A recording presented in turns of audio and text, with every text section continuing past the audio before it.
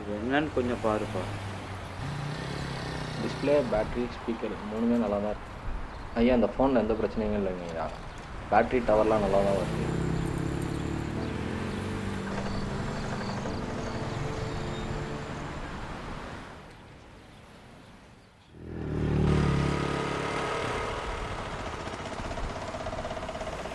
தம்பி, இந்த ஃபோனில் ஏதாவது பிரச்சனையான்னு பாருப்பா. நேற்றும் நீங்கள் தானே ஐயா வந்தீங்க.